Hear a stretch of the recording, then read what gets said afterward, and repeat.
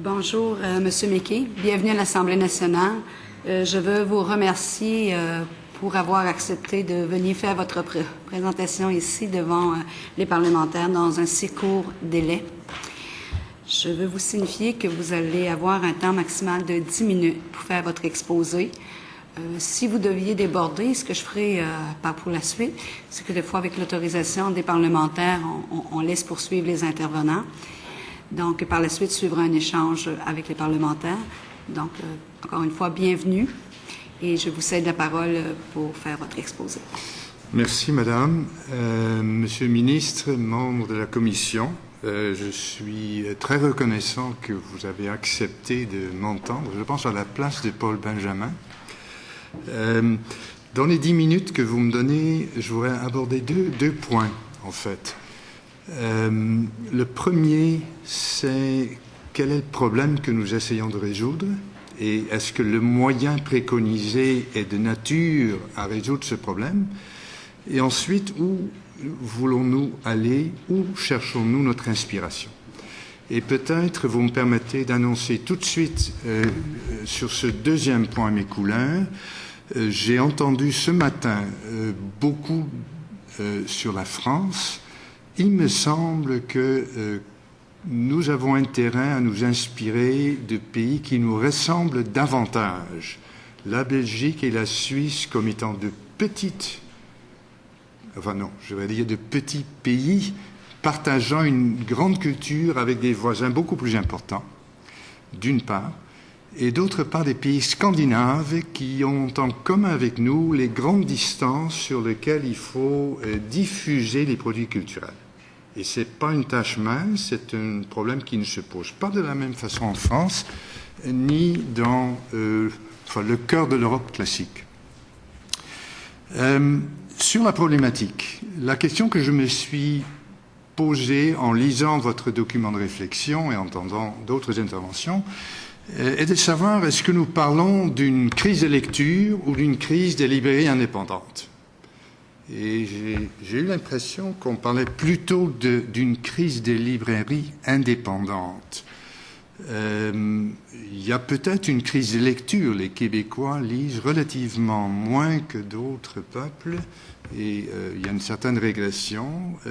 La question qu'on peut se poser, mais d'ailleurs aussi pour la crise des librairies, est-ce que le contrôle des prix va résoudre ce problème? Et je voudrais vous faire remarquer, parce que j'ai étudié, je pense que vous avez le document entre les mains, la situation dans différents pays européens. Et il y a des choses intéressantes à observer, parce que vous avez côte à côte des pays qui contrôlent les prix et des pays qui ne contrôlent pas les prix. Et donc on peut observer des différences et se poser les questions. Et ainsi, par exemple, on constate que la France et les Pays-Bas, deux pays qui ont un contrôle, ont 2,5 fois plus de librairies par 10 000 habitants. Maintenant, ça paraît très beau, c'est bon pour la diversité, pour le grand assortiment présenté devant le public, mais il faut bien se dire que la somme que les habitants dépensent aux livres ne varie pas. En Belgique, on dépense à peu près 35 € par habitant par an pour les livres. Aux Pays-Bas, pareil. Et si vous avez davantage de librairies, il y a un gâteau à partager avec plus de joueurs. Donc la crise peut-être est même plus aiguë aux Pays-Bas et en France qu'ailleurs. C'est vrai que le nombre de librairies diminue, ça on l'observe en Angleterre, on l'observe aussi en Belgique, mais néanmoins en France on parle de crise des librairies indépendantes et aux Pays-Bas aussi. Ça, c'est une première observation. Ensuite, on dit les librairies indépendantes nous assurent du conseil pour les lecteurs qui cherchent à trouver des livres qui pourraient les intéresser. Il faut se demander d'abord, puisqu'on a évoqué le spectre des acheteurs Costco et Walmart, si ceux-là viendraient en librairie si on contrôlait le prix. J'en suis pas convaincu. De toute façon, c'est 10% du marché, stable. Je pense qu'il ne faut pas mélanger les genres. Les librairies indépendantes, d'après ce que j'ai pu voir en Europe, sont menacées par deux phénomènes. La croissance des chaînes, d'une part, et l'achat par librairie Internet de l'autre. dans une moindre mesure, mais notamment aux États-Unis, aussi le livre numérique. Maintenant, pour ce qui est du conseil, donc les librairies, des libraires qui offrent des conseils, certes, j'en suis. Si vous venez chez moi, vous trouverez 5000 livres achetés en librairie classique, pour la plupart. Néanmoins, il y a un sondage 2012 aux Pays-Bas qui dit que 34% des personnes qui ont acheté des livres se sont renseignées sur l'Internet, alors qu'il n'y a que, je pense, 27 qui se sont renseignés en librairie. Ce qui pourrait nous donner l'idée que peut-être en dehors de la librairie classique, il peut y avoir du salut. Le marché est innovateur sur ce plan-là aussi. Ensuite, et je voudrais quand même aussi mentionner ça, là encore, sondage aux Pays-Bas 2012. Les librairies Internet, donc qui vendent des livres par Internet, ont un assortiment de livres, on parle de diversité, qui se compare aux 10% les meilleures librairies ailleurs dans le pays, dans le béton. Et donc, penser que l'Internet nous fait nécessairement mal, il me semble, il faut peut-être se garder de sauter tout de suite à cette conclusion. Le prix unique du livre a forcément l'effet d'augmenter le prix pour le consommateur. Et forcément, comme dira tout économiste, vous augmentez le livre, vous empêchez le prix de baisser, vous diminuez le nombre de livres qui seront vendus. Ce que vous gagnez en hauteur de prix, vous le perdez en largeur du nombre de volumes vendus. Maintenant, comment cet arbitrage va être fait? Ceci, évidemment, ce sont des décisions commerciales. L'autre effet dont il ne faut pas sous-estimer l'importance, c'est qu'en empêchant la concurrence par les prix, vous allez retarder, au moins ralentir l'innovation. Or, l'innovation, on vient de le dire pour la librairie Internet, l'innovation présente des produits qui pourraient amener des gens à la lecture. On a parlé avec Monsieur le député dans son cas, les enfants, dans le mien, c'est le petit enfant qui déjà, qui voit le livre, on appuie sur la page, le loup fait son cri, on appuie sur la page iPad, et puis là, le loup apparaît en entier. Il fait également son... ce sont peut-être des lecteurs qu'on gagnera là aussi. L'achat sur Internet augmente partout, ici également. Peut-être un peu moins vite, mais ce qui nous distingue notamment du reste du Canada et de l'Amérique du Nord, parce nous sommes de Nord-Américains, c'est le livre numérique. Livre numérique, d'une part, dans l'offre, beaucoup de titres ne sont pas offertes en version numérique, ça commence seulement. Donc la vente du livre numérique, si je suis bien renseigné, c'est 2% du marché ici, 10 à 12% du reste du Canada, 21% aux États-Unis. Le livre numérique ne se prête pas à toute forme de lecture, j'en conviens, mais à une bonne partie, et laissons les acheteurs faire cet arbitrage, ne décidons pas pour eux. Je suis convaincu que dans les livres pour enfants et dans les livres d'information pratique, le jardinage, comment apprendre un sport, les dictionnaires, le numérique a beaucoup à nous offrir. Et pour apprécier ce que le numérique peut nous offrir, il faut laisser les acteurs du marché nous proposer de nouveaux produits, encourager l'innovation, aller dans le sens de l'évolution. Alors, où aller? D'abord, je vous ai dit, il me semble, si on devait s'inspirer d'exemples étrangers, regardons des pays qui nous ressemblent. Je vous répète, la Suisse, la Belgique, d'une part, qui n'ont pas de contrôle du prix du livre, pardon. Les pays scandinaves. Dans les pays scandinaves, la Finlande a aboli le contrôle du prix en 70, la Suède en 71, le Danemark, mais qui est un petit pays qui n'a pas les mêmes problèmes de distance que nous, mais Danemark vient de l'abolir en 2011, et la Norvège est en train de délibérer. L'autorité de la concurrence a décidé en 2008 que les accords sectoriels, donc entre éditeurs et libraires qui étaient en vigueur dans beaucoup de pays, mais aussi en Norvège, étaient contraires au droit de la concurrence.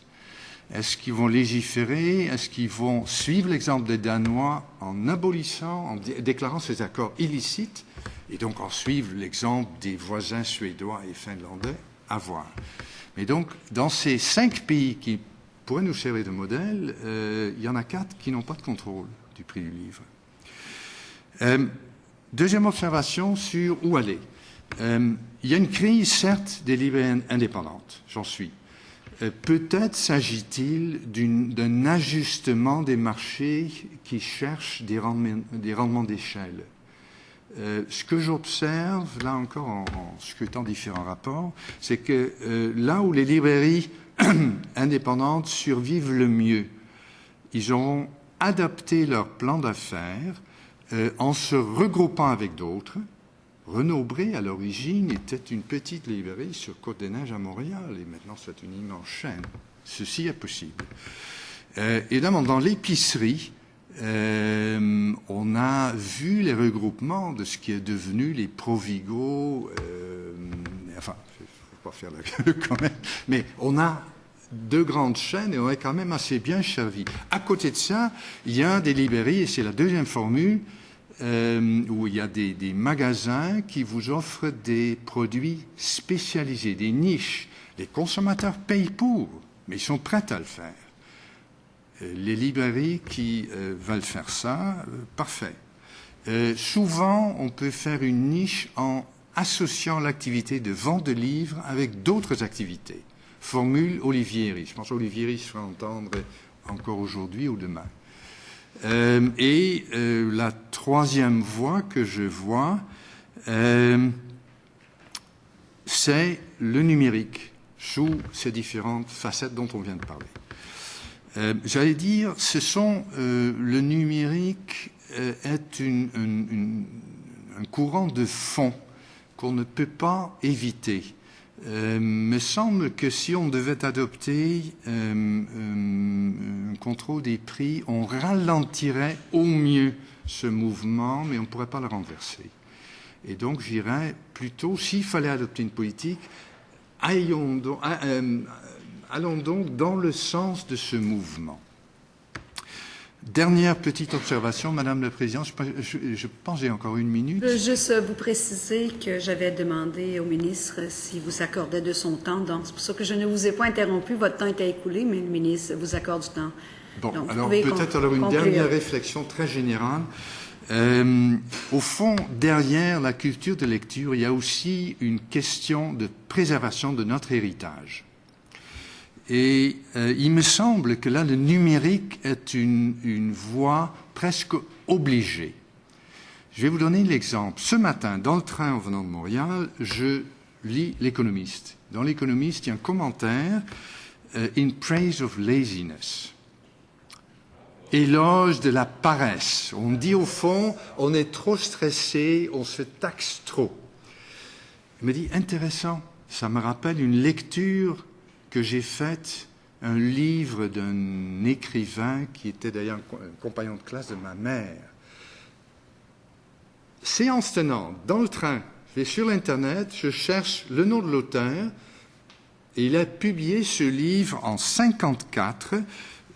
Je traduis, Le monde périt par excès de zèle. Je trouve ce livre en format numérique, pas image de texte, c'est pas très beau, mais le texte est là.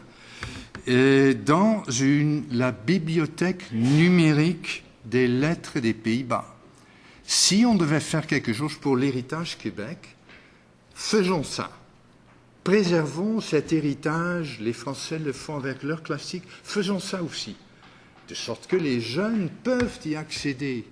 Parce que la version numérique, on peut y faire des recherches, on peut y trouver des choses qu'on ne soupçonnerait pas. Façon d'éveiller la curiosité. Merci. Merci beaucoup, monsieur.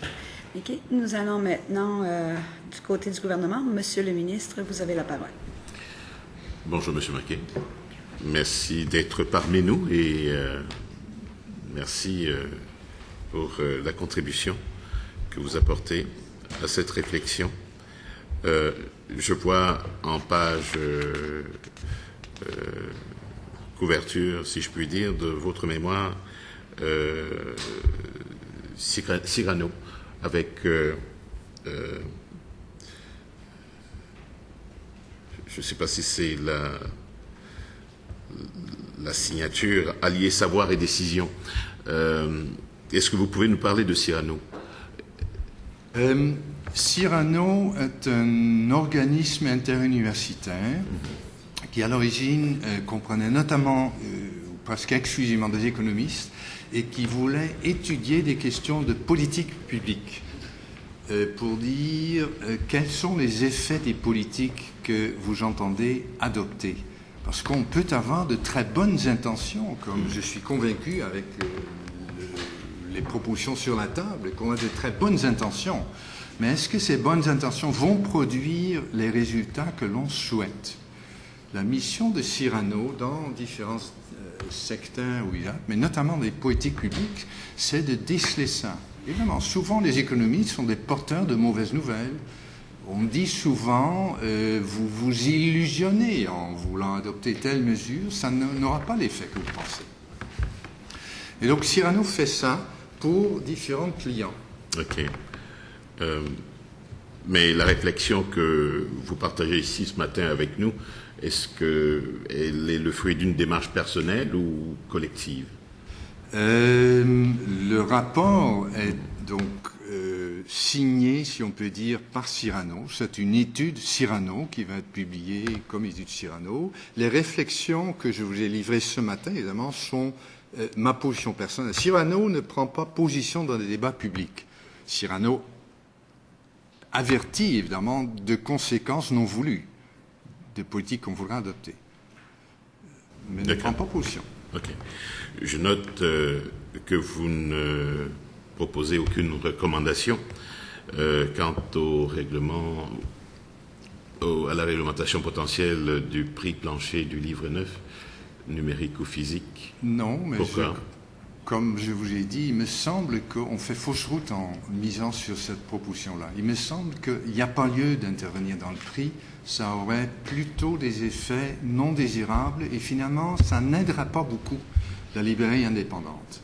Elle devra s'adapter, hélas, mais la politique qu'on s'apprête à adopter, je vous ai évoqué la situation des libraires français, des libraires néerlandais. Ils sont tout autant en crise, malgré la protection adoptée. Mais si on se réfère à la position, disons, relativement commune des gens du milieu de l'industrie du livre,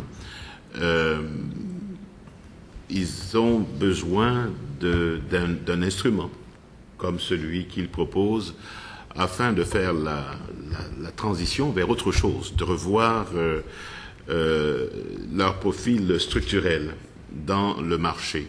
Est-ce que de votre perspective des choses, advenant que la Commission propose effectivement de légiférer sur le prix du livre neuf, est-ce que cet instrument, une fois adopté, ne serait-ce que pour une période bien déterminée, ne contribuerait pas à ralentir l'hécatombe auquel nous assistons depuis quelques années maintenant?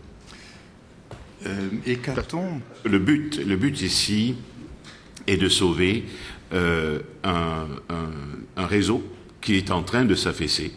Il est bien conscient de ce qui lui arrive et ce réseau est bien conscient par ailleurs du fait que cette seule mesure ne suffit pas à son sauvetage, mais elle serait un élément qui viendrait ralentir l'affaissement total.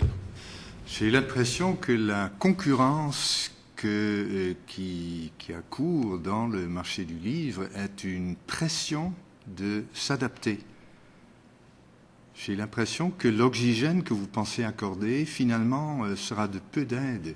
Il y a beaucoup d'exemples, mais l'industrie de la voiture américaine devant l'hécatombe des Japonais reculés de 40 ans, vous avez le souvenir comme moi, ça n'a absolument fait rien d'utile. Okay. La concurrence est dure, oui, mais il faut s'adapter. L'économie ouverte ne garantit à personne de pouvoir continuer dans une voie tracée sans adapter son plan d'affaires toute une vie durant. Mais s'adapter au risque d'affecter notre bibliodiversité au Québec? Les librairies Internet offrent une très grande diversité. L'expérience européenne dont je fais état montre que les consommateurs peuvent se renseigner, peuvent trouver des livres autrement difficiles à retracer. Il ne faut pas penser que l'Internet n'offre pas ces possibilités. Allons dans le sens de ce courant. Aidons les librairies indépendantes à se profiler comme la rue du libraire, si je m'appelle bien du nom du site. Aidons les librairies indépendantes à faire l'adaptation, à la rigueur. Mais ne diminuons pas la pression parce que la réalité nous rattrapera. Okay. En regard des études européennes que vous avez étudiées et des effets prévisibles que vous avez identifiés, est-ce que vous pouvez nous dire ce que seraient les tendances les plus fortes ou les plus faibles, ça s'appliquant au cas spécifique du Québec?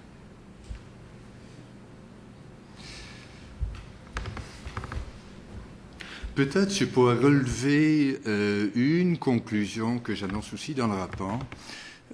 C'est qu'on a craint que, en enlevant le contrôle des prix, on allait diminuer le nombre de nouveaux titres sortis. L'expérience britannique montre le contraire. Et dans la Grande-Bretagne, le Royaume-Uni, c'est une immense marché mondial parce que il y a toutes sortes de gens en dehors de ce pays qui lisent l'anglais.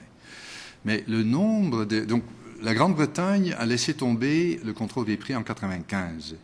À l'époque, il sortait, si ma mémoire est bonne, de l'ordre de 85 000 nouveaux titres. L'an dernier, ils en ont sorti 170 000. C'est doublé en 18 ans. Donc, la crainte que ceci tuera le nouveau livre me paraît pas fondée. Quand on regarde d'autres pays, la Suisse montre une progression régulière de nouveaux titres sortis. Les Pays-Bas, à peu près constant. L'Allemagne, relativement constant, très légère augmentation, comme les Pays-Bas. Deux pays connaissent le contrôle. Le contrôle du prix en soi ne nous assure pas du tout que l'industrie sortira beaucoup plus de nouveaux livres. Dans votre rapport, vous indiquez également que la réduction de la concurrence qu'entraîne une loi sur le prix unique ralentit l'innovation. Mais vous indiquez également que les joueurs du marché peuvent se rabattre sur d'autres moyens de concurrence que le prix, notamment par la promotion ou le service conseil.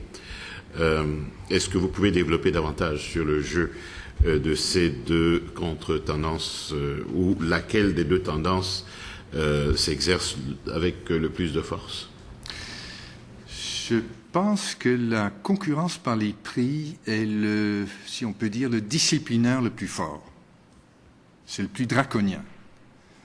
Parce que ça menace votre survie. Si vous n'offrez pas un produit que les consommateurs veulent avoir, sont prêts à payer pour, ça risque de menacer votre existence. Vous pouvez, de toute façon, même s'il y a concurrence des prix, vous pouvez aussi vous distinguer par une spécialisation dans une niche du marché. Les livres de voyage, les livres de cuisine. En Angleterre, donc, où le contrôle des prix a disparu, à peu près depuis l'époque du décontrôle, il y a une librairie indépendante qui a grandi, Down Bookstore, si vous connaissez Londres. C'est une merveille, mais c'est la librairie classique qu'on connaît. Mais ils ont pris leur envolée parce qu'ils offraient toutes sortes de services, une sorte d'effet de mode des rencontres avec des écrivains, enfin des choses que les gens appréciaient, à côté des grandes chaînes, Waterstones mais nous, de l'extérieur, nous ne pouvons pas juger pour les acteurs dans le champ qu'est-ce qui est la meilleure voie à suivre. Et nous ne devons pas essayer de le faire, me semble-t-il. Merci. Monsieur le député de Bonaventure, ensuite pour Monsieur le député de Saint-Hyacinthe. Merci, Madame la Présidente. Bonjour, Monsieur McKay. Lorsque vous dites que la bibliodiversité n'est pas en danger, j'aimerais soumettre une réflexion. Vous soumettre une réflexion. J'ai comme l'impression que la bibliodiversité qui existe déjà est protégée. Tout à l'heure, je vais vous donner un exemple. On a eu des intervenants qui ont parlé du rapport de l'enfant avec le livre. Ça m'a rappelé un bouquin de Roland Barthes, Mythologie, le jouet, etc. Je suis allé voir, je l'ai lu tout de suite. Ça existe déjà, on le sait, c'est en ligne. Pour le futur, je ne suis pas sûr. C'est une réflexion personnelle, puis j'aimerais vous entendre là-dessus. Si on ne peut pas assurer les conditions d'existence aux auteurs pour leur permettre de créer avec un minimum vital, je ne suis pas certain que nous allons protéger la bibliodiversité. Et là, ça me rappelle un autre modèle d'affaires dans un autre secteur culturel, mais au niveau de la culture alimentaire. Au niveau de l'alimentation, Monsanto. Oui, oui. OK? Là, je fais des analyses corrélatives, mais Monsanto a un modèle d'affaires qui ne vise pas la biodiversité. On a une diminution de la diversité de la culture alimentaire via des mammouths comme ça qui... Puis là, je ne dis pas d'une manière péjorative, mais des modèles d'affaires, on va le dire comme ça, qui viennent comme prendre le contrôle. Et puis on est obligé d'ouvrir des banques pour protéger le grain de tous les pays du monde, etc. Sinon, on se ramasse avec de la monoculture. Et là, la réflexion que j'ai, c'est que il y a comme un parallèle à faire, théorique, entre le modèle d'affaires qui semble se manifester dans la production culturelle et celui dans la production alimentaire. Donc, ce que j'avance, c'est que, oui, on protège la biodiversité via une informatisation de l'information parce que c'est immense, mais l'avenir, c'est quoi? Est-ce qu'on va assister encore à une pluralité de création qui, notons-le, anthropologiquement, la culture... Merci, monsieur. Je m'excuse, on va manquer de temps, finalement. Pour la réponse? Oui, mais je ne pourrais pas non plus aller au député de Vous avez compris ma question. Monsieur, 30 secondes. 30 secondes. Monsanto, me semble, il faut regarder ça sous l'œil du monopole potentiel. Et ça a toutes sortes d'autres effets pervers. Pour le livre, si les gens veulent la diversité, paieront pour. Et les chaînes de libraires peuvent offrir la diversité pour laquelle les acheteurs sont prêts à payer. S'ils veulent acheter leur livre chez Costco, 30% de rabais, ils vont là. Pas de conseil. Mais il y a quand même des chaînes qui font très bien. Les Archambault, les Renaud-Bré, c'est pas l'idéal, mais on a la diversité qu'on souhaite et qu'on est prêt à payer. Merci infiniment, monsieur. Je cède la parole maintenant à notre collègue de l'opposition officielle, Madame la députée de la Porte. Merci, Madame la Présidente. Bonjour, monsieur. Merci d'être là. Vous avez parlé dans votre mémoire beaucoup des pays européens. Alors, je suis contente qu'on puisse en parler parce que plusieurs groupes, depuis les 2 derniers jours, on a fait souvent référence à la France. Alors, je vais en profiter pour parler de la France avec vous. Alors, on sait qu'en 1981, il y a eu l'adoption de la loi Laing qui finalement était la réglementation du prix. Et dernièrement, en mars dernier et en juin dernier, la ministre de la Culture en France a annoncé un investissement dans l'industrie pour finalement aider aux librairies fragilisées, 18 millions d'euros. Et de ces 18 millions d'euros-là, il y en aura 7 millions qui viendra de la part des éditeurs qui devront faire un travail d'aller chercher ces millions d'euros-là. Après 30 ans de la loi Lange, le gouvernement est obligé d'intervenir. Parce que je lisais dernièrement que depuis 2003, le nombre de librairies est passé de 173 à 120 dans le seul quartier latin de Paris. Je vais me permettre de vous citer aussi un article publié en France en octobre 2011 qui disait « On a tout tenté pour faire que le livre ne devienne pas un produit comme les autres, mais il l'est devenu. Ce n'est pas parce que les mesures de protection étaient mauvaises, mais elles n'étaient pas adaptées aux changements qui ont eu cours dans les pratiques commerciales et pratiques de lecture. » Alors, est-ce qu'il faut comprendre que si nous avions une réglementation du prix du livre, que ça ne permettrait pas de protéger le livre? Parce que quand on parle de la réglementation, ma compréhension, c'est qu'on parle de bibliodiversité. Alors, est-ce que vous croyez que la réglementation du prix protégerait le livre ou tout simplement ne le protégerait pas? Permettez-moi de vous citer là encore les résultats du sondage aux Pays-Bas 2012. Le nombre de librairies ayant un fonds de plus de 2000 titres, c'est quand même pas très riche, diminue constamment. Et là, c'est un pays qui pratique le contrôle. Donc, on est très malheureux qu'on ne puisse pas faire mieux, mais les moyens sont mal adaptés à ce qu'on veut faire. Il me semble que c'est inévitable pour les librairies indépendantes d'adapter leur plan d'affaires. On peut bien vouloir, on peut toujours jeter argent sur argent dans une industrie. Est-ce qu'au moment où il y avait, vous avez souvenir sans doute de ça encore, des Steinberg, ces marchés unions, fallait-il subventionner les épiciers indépendants? On ne l'a pas fait. Ils se sont regroupés. Là, il y a les Provigo, les IGA et les métros. Cette adaptation s'est faite par les acteurs du milieu. Je ne suis pas convaincu que les moyens préconisés auraient l'effet voulu, même si on le souhaite beaucoup. Vous avez, merci, vous avez mentionné à un certain moment donné dans votre présentation qu'il y avait 2,5 fois de librairies en France comparativement aux pays qui nous ressembleraient le plus. Avez-vous le nombre de librairies qui existent en France par habitant? Oui, ben dans le rapport, mais il faudrait fouiller, mais dans le rapport, vous trouvez sur 6 pays, dont la France, les Pays-Bas, et la Suède, la Finlande, et enfin 2 autres dont j'oublie le nom. Et c'est très net, on voit la France avait par 10 000 habitants, enfin par unité, indice 169, les Pays-Bas 144 ou 1,44.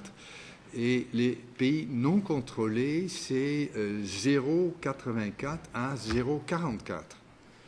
La séparation est très nette. En l'absence de contrôle, il est vrai qu'il y a un certain nombre de librairies indépendantes qui vont fermer ou changer de vocation ou s'intégrer autrement. Mais il faut regarder, est-ce que les consommateurs s'en portent plus mal?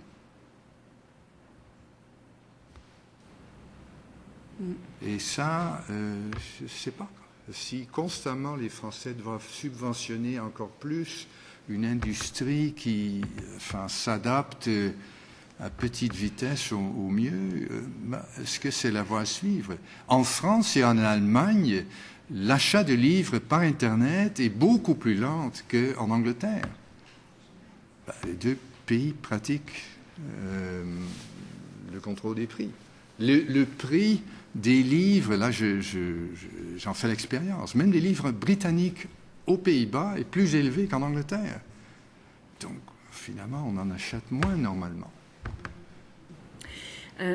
Vous avez parlé de titres et toujours dans le même article que je lisais de la France, on disait qu'il produisait trop. En parlant, naturellement, là, je vous parle toujours de la France. On a 70 000 titres publiés par an. Il mentionnait « le choix tue le choix ».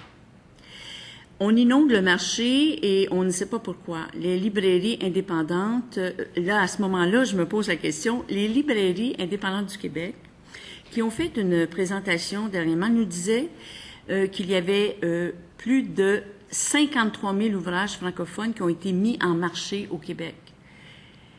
Alors, est-ce que vous pensez que d'avoir autant de titres, est-ce que vous êtes d'avis, comme on le dit en France, que le choix tue le choix? Je dirais surtout, n'essayons pas de faire le choix pour les consommateurs. Et je vous dirais tout de suite, je vous ai rappelé le chiffre, en Grande-Bretagne, 170 000 et un peu plus même de nouveaux titres. Il faut bien se rappeler qu'en matière de rémunération de l'effort artistique, les répartitions de revenus sont toujours extrêmement asymétriques. Il y a quelques Roland Barthes, J.K. Rowling qui gagnent des millions et des millions.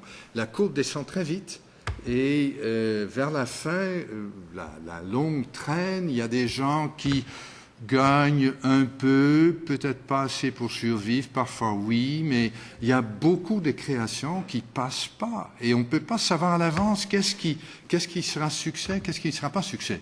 Le monde du livre est très certainement soumis à si on peut dire, le vendettariat. Vous vous rappelez, le livre de Rowling, elle vient de publier ça de Coucou. Bon, elle a mis ça sur un pseudonyme. Ça roule un peu, mais pas tellement bien. Compte rendu honnête, mais pas plus. Dès que Le Secret est sorti, paf, premier sur la liste des best-sellers mondiales. Et donc, cet effet joue. L'effet de réputation de l'auteur joue.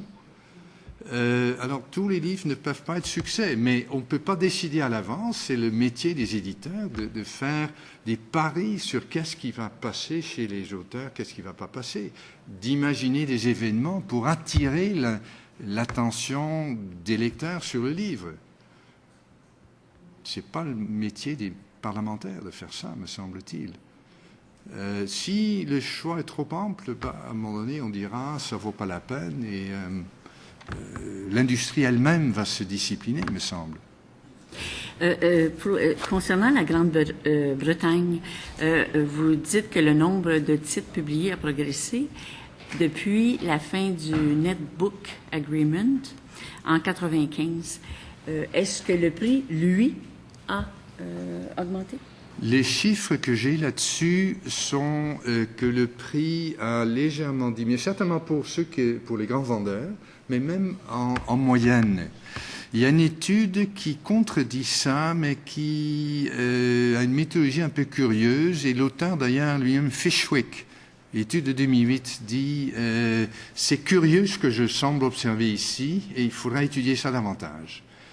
Ce qu'on observe cependant en Grande-Bretagne, les marges des libraires sont très petites, ils vendent de gros volumes, et rimer ça avec des prix qui augmenteraient, ça relève de la magie, me semble. Mais il faudra faire plus de recherches pour en avoir le cœur net. Les chiffres que j'ai disent non, effectivement, les prix sont restés relativement constants et les volumes ont beaucoup augmenté. Une dernière question, est-ce que vous prévoyez que les grandes chaînes en Europe vont continuer d'augmenter? Parce que il y a quelques années, Leclerc, par exemple, prévoyait une expansion de 26 à 85 succursales en 6 ans. Alors, est-ce que vous pensez qu'ils vont continuer d'augmenter? Maintenant, deux phénomènes distincts. Vous avez des généralistes.